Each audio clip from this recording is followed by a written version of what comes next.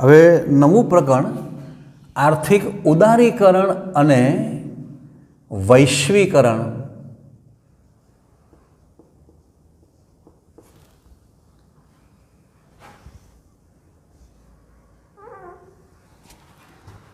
આ પ્રકરણ વિશે બહુ સરસ મજાની આપણે કેટલીક ચર્ચા કરીએ.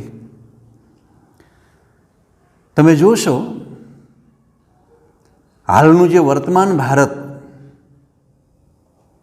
અને એનું જે અર્થતંત્ર છે, જે ગતિશીલ બન્યું છે, પ્રગતિશીલ બન્યું છે, વિકાસશીલ બન્યું છે,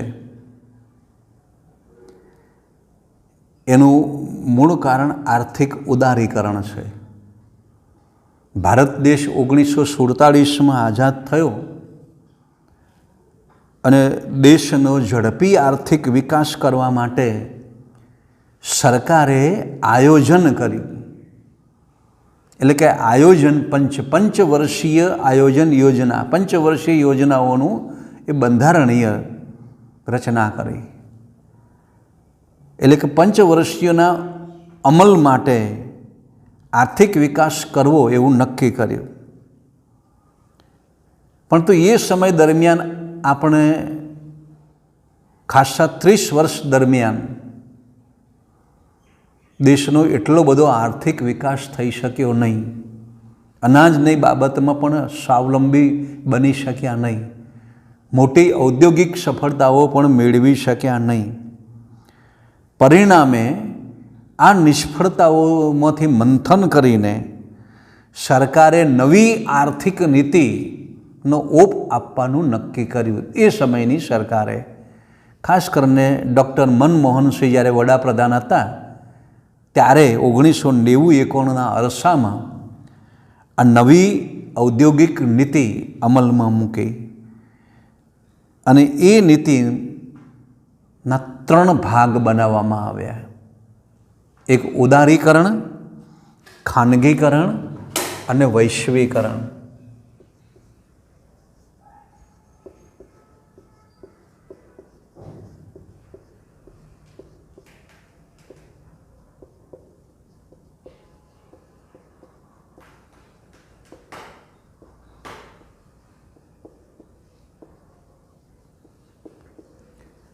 આજે આ 3 બાબત વિશે ખાસ ચર્ચાઓ આપણે કરીશું. એના લાભાલાભો વિશે જોઈશું, એની વ્યાખ્યાઓ વિશે પણ જોઈશું. તો પહેલો મુદ્દો છે આર્થિક ઉદારીકરણ.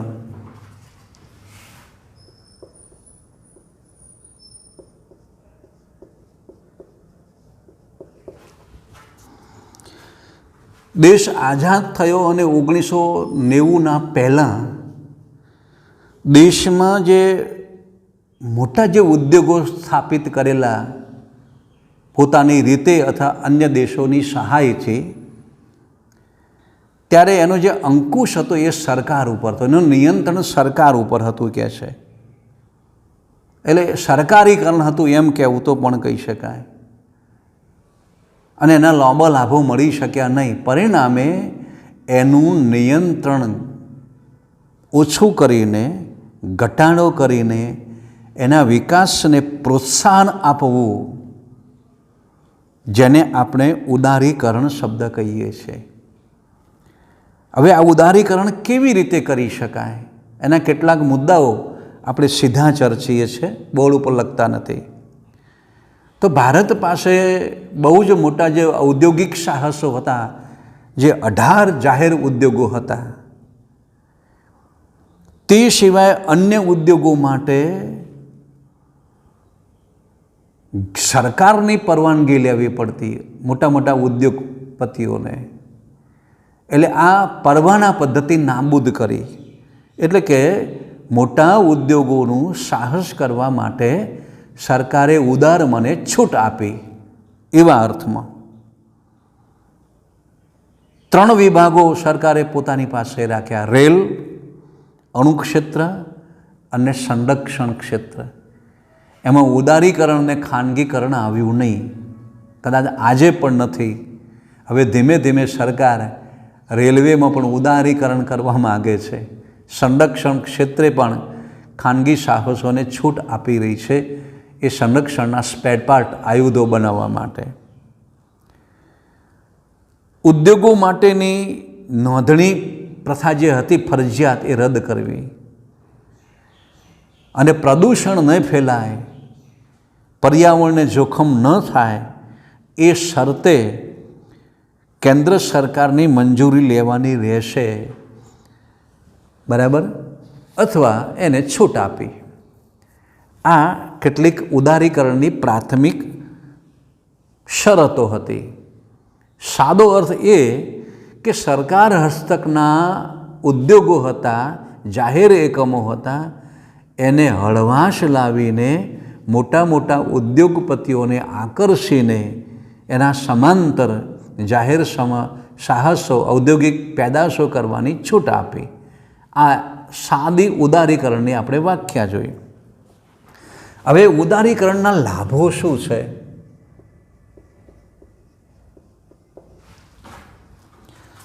તો બહુ ઝડપથી જોઈએ આપણે.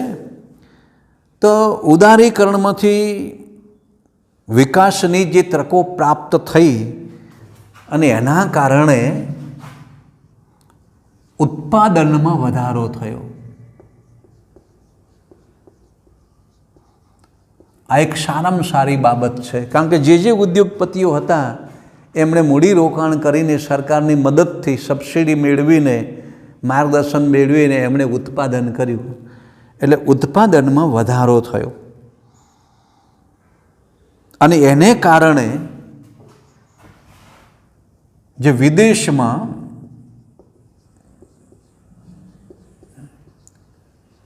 આયાત અને નિકાસમાં વધારો થયો.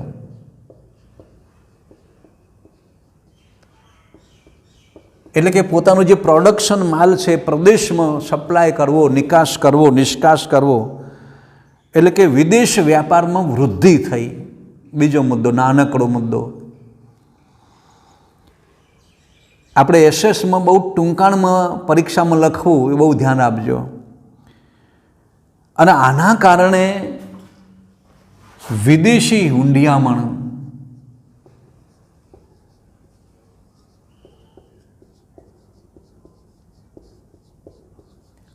મળતું થયું.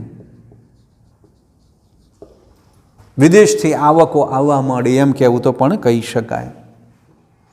આજે તો પરદેશના ઉદ્યોગોને આપણી આ મોદી સરકાર એ આમંત્રણ આપી રહી છે. બહુ સારી બાબત છે.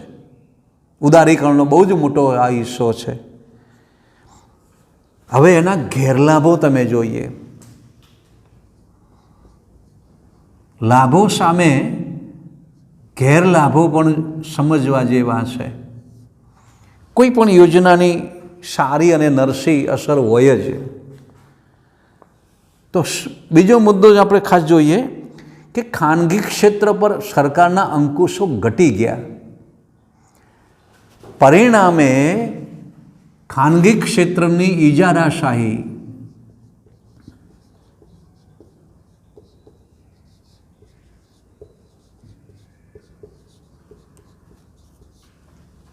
જેને બોસિઝમ કહેવાય, દાદાગીરી કહેવી શકાય, પણ ઇજારાશાહી વધી.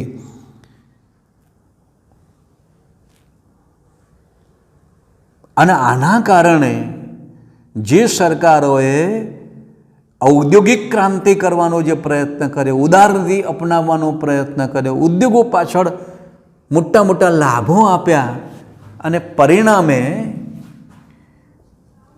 કૃષિ ક્ષેત્રની અવગણના થઈ.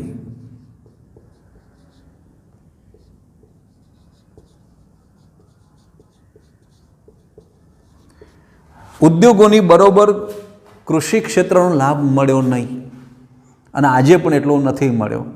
સરકાર ભગીરથ પ્રયત્ન કરે છે કૃષિ ક્ષેત્રે, પણ ઉદ્યોગોની બરોબર નથી મળ્યો એમ જરૂર કહી શકાય. અને એની સીધી અસર છે આખા દેશના અર્થતંત્રમાં એ આવકની અસમાનતા.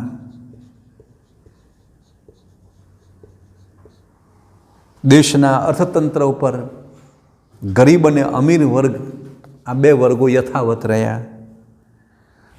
ત્રીજો મુદ્દો આપણે જોઈશું, આપણે બીજો ખાનગીકરણ.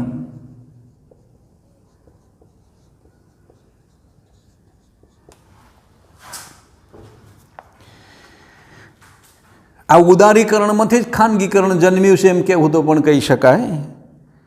ખાનગીકરણ એક એવી પ્રક્રિયા છે કે જે રાજ્ય હસ્તકના જે ઔદ્યોગિક સાહસો છે એની જે માલિકીનું સંચાલન ખાનગી ક્ષેત્રને સોંપવામાં આવે.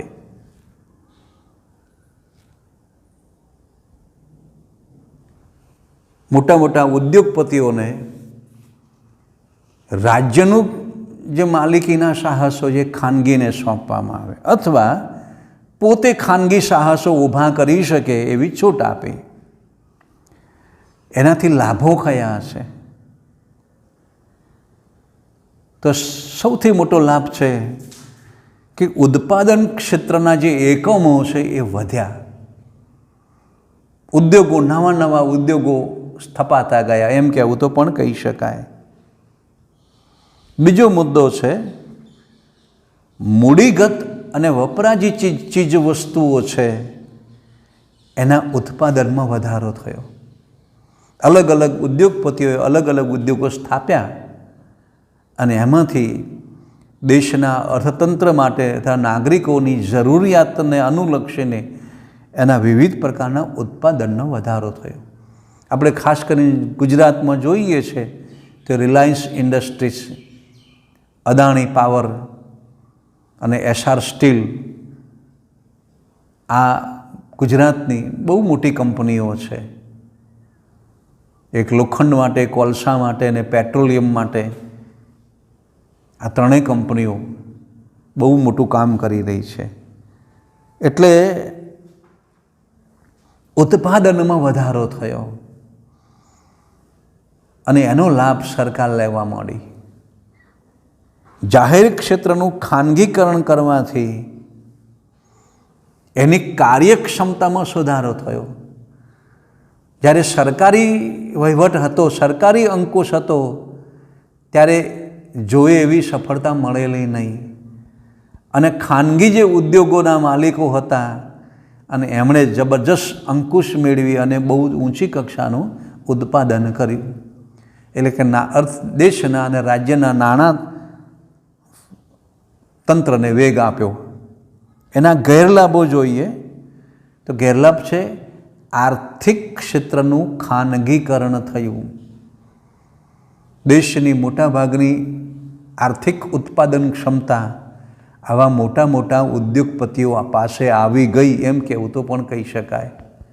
જાણે અજાણે અદાણી, રિલાયન્સ અને એસઆર સ્ટીલ પાસે આવા લાભો આવી ગયા. એટલે કે એ ઉદ્યોગપતિઓને, એ ઉદ્યોગોને ઇજારાશાહી મળી. આની સરખામણીમાં બીજું ટાટા નામ, રતનજી ટાટાને પણ ગુજરાતમાં સ્થાન મળ્યું એમ કહેવું તો પણ કહી શકીએ. આની સરખામણીમાં જે નાના નાના ઉદ્યોગો હતા એને જાણે અજાણે અવગણના થઈ અથવા બહુ લાભ મળ્યો નહીં. એટલે કે એને ઉત્પાદન ક્ષેત્રમાં ઘટાડો થયો. ખાનગીકરણને પરિણામે એણે જે ઉત્પાદન કર્યું, જે કંપનીઓએ એ ભાવોનું નિર્માણ પોતાના પસ્તક રાખ્યું. સરકારના નિયમને આધીન તો ખરું, પણ સરકાર પાસે એટલો બધો અંકુશ રહ્યો નહીં એમ કહેવું તો પણ કહી શકાય. એટલે ભાવોની સમસ્યા સર્જાઈ, ભાવ વધારો થયો અને ભાવ વધારો હોય તો મોંઘવારી વધી એમ જરૂર કહી શકાય. એટલે આ એનો ગેરલાભ, લાભ અને ગેરલાભ પણ જોયો. ત્રીજું છે વૈશ્વિકરણ. બહુ સરસ મજાનો મુદ્દો છે, પરીક્ષા માટે યાદ રાખજો, સંકલ્પનાઓ, વ્યાખ્યાઓ માટે. વૈશ્વિકરણ એટલે દેશના અર્થતંત્રને વિશ્વના અર્થતંત્ર સાથે, વિશ્વના દેશો સાથે જોડવું. આવશ્યક સેવાઓ, ટેકનોલોજી અને જે શ્રમનો જે પ્રવાહ છે એ વિશ્વના એકબીજાના દેશો સાથે આપ લે કરે આને વૈશ્વિકરણ શબ્દ કયો છે. એના 4 મુદ્દાઓ જરા જોઈએ પાયારૂપ. 2 દેશો વચ્ચેના વ્યાપારો અવરોધો દૂર થવા, એવી સ્થિતિનું નિર્માણ કરવું કે પોતપોતાનું જે મૂડી ચલણ છે એ સરળતાથી હેરફેર થાય, ટેકનોલોજીના હેરફેરના અવરોધો દૂર કરવા, અને વિશ્વના જુદા જુદા દેશો વચ્ચે શ્રમનું આદાન પ્રદાન, માનવ શ્રમનું આદાન પ્રદાન એટલે કે નોકરીની તકો ઊભી કરવી, આપવી. આના કારણે કયા લાભો થયા વૈશ્વિકરણના? તો પરિણામે વિદેશી મૂડી રોકાણને પ્રોત્સાહન મળ્યું. વિશ્વના દેશોને ભારતમાં આમંત્રણ મળ્યું. અને અમેરિકા હોય, ઇંગ્લેન્ડ હોય, જાપાન હોય, ચીન જેવા દેશોને પણ આ લાભ મળ્યો.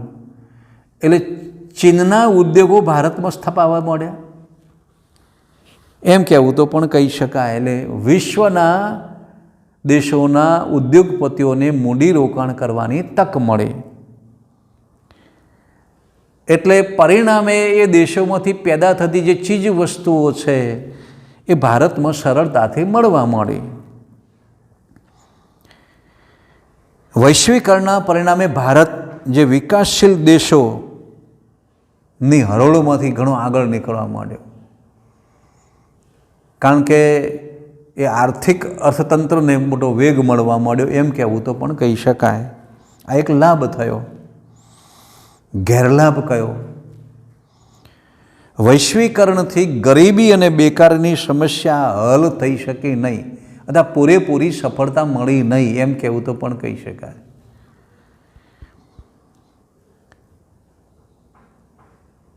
વિકાસશીલ દેશોને જે વૃદ્ધિનો લાભ મળવો જોઈતો હતો એ પૂરતા પ્રમાણમાં મળ્યો નહીં.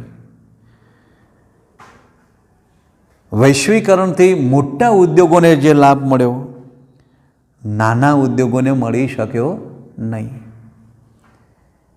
કેટલીક સ્વાર્થી દેશોની જે પેઢીઓ હતી એ એમણે પોતાનું જે અર્થતંત્રની જાળ ભારતમાં બિછાવી દીધી. તમે આજે જોશો તો ચીનનો આયાતી માલ સમગ્ર દેશમાં જોવા મળે છે.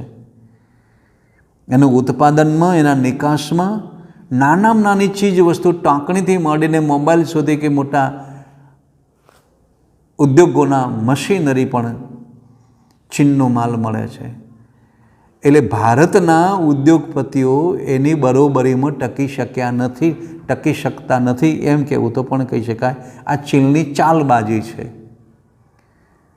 એટલે ભારતના ઉદ્યોગો ધીમે ધીમે મંદીમાં આવ્યા એમ કહીએ તો. આટલે 3 મુદ્દાની ચર્ચા કરી. હવે વિશ્વ વ્યાપાર સંગઠન, આ બહુ સરસ મજાનો શબ્દ છે. વિશ્વ વ્યાપાર સંગઠન, WTO, trademark, world trademark organization, વિશ્વ વ્યાપાર સંગઠન.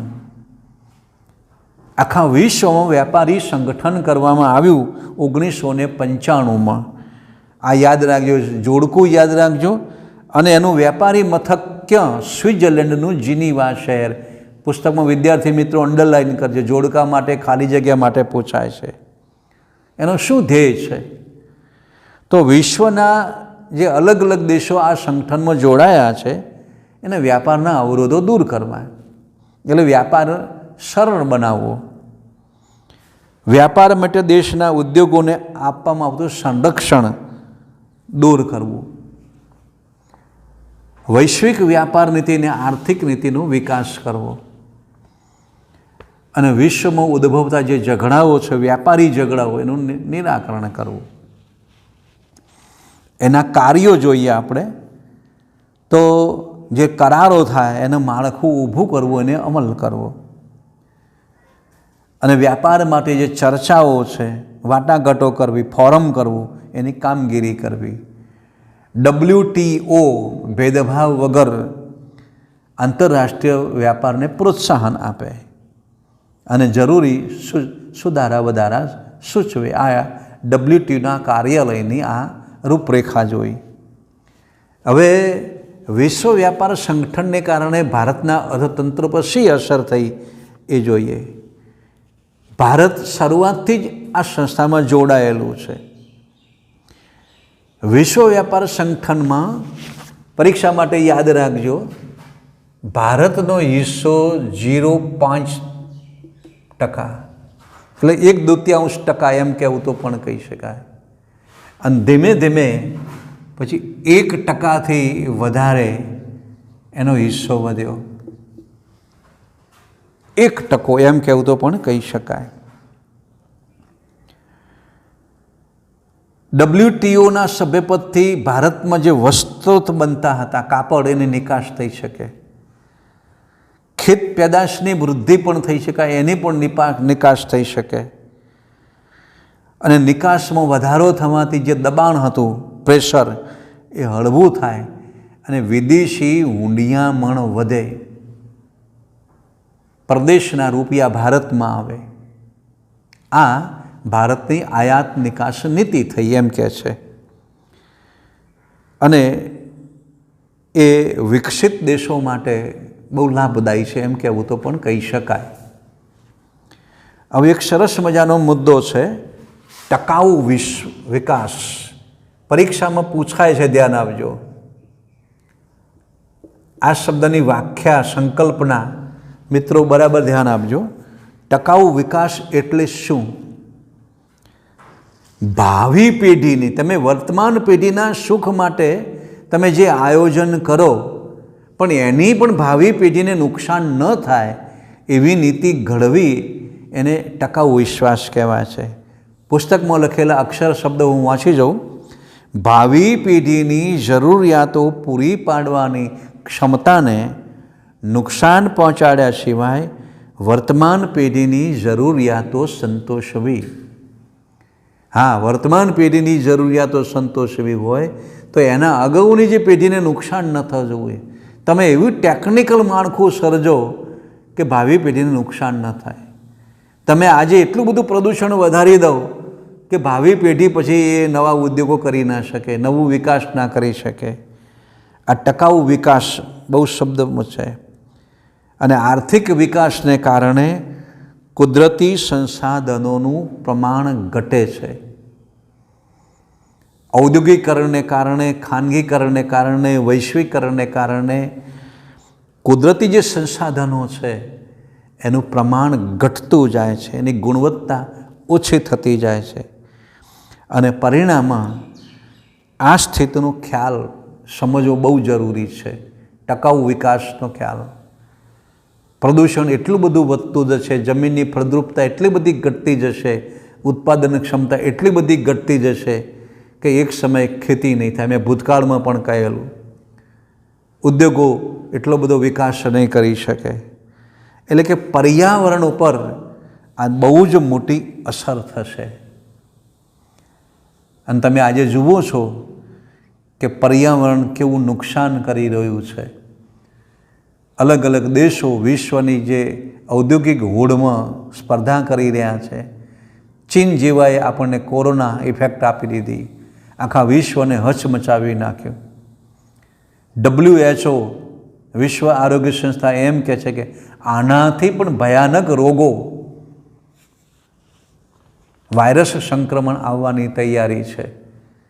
તો વિશ્વની આગામી કલ્પના, આ ભાવિ પેઢીની કલ્પના આપણે કરવી પડશે. પ્રાકૃતિક સાધનના સંરક્ષણ સંવર્ધન માટે કેટલીક વ્યૂહરચનાઓ પણ આપણે અપનાવવી જોઈએ.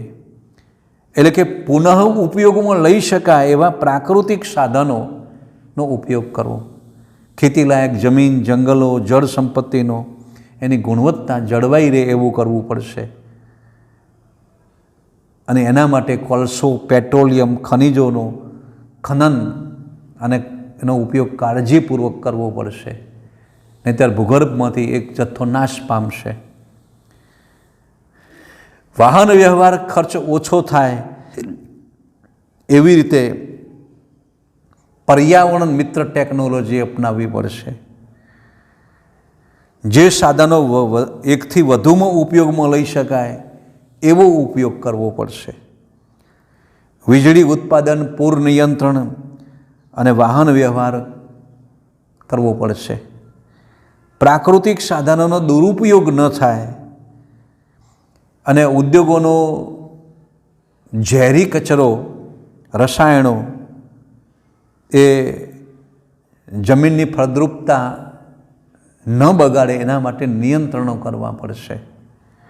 નહીંતર દેશનું, રાજ્યનું, ખેડૂતોની જમીન આરોગ્ય જોખમાશે અને અનેક પ્રકારના કેન્સર જેવા છુપા રોગો એ આક્રમણ કરશે. એટલે કે બિનપરંપરાગત ઉર્જાનો ઉપયોગ કરવો પડશે, એમ કહેવું તો પણ કહી શકાય, જેને સોલર સિસ્ટમ અપનાવવી પડશે.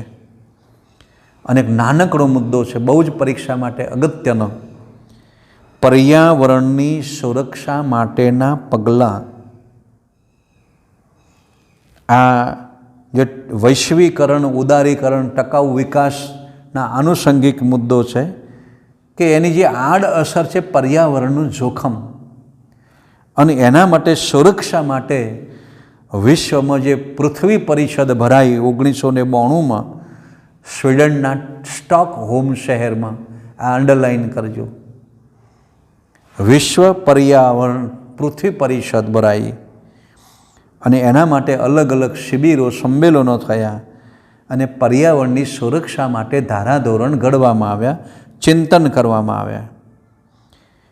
દેશના મુખ્ય શહેરો પ્રદૂષણની માહિતી પ્રગટ કરવી, પ્રદૂષણ નિયંત્રણ માટે પ્રદૂષણ નિયંત્રણ બોર્ડની રચના કરવી.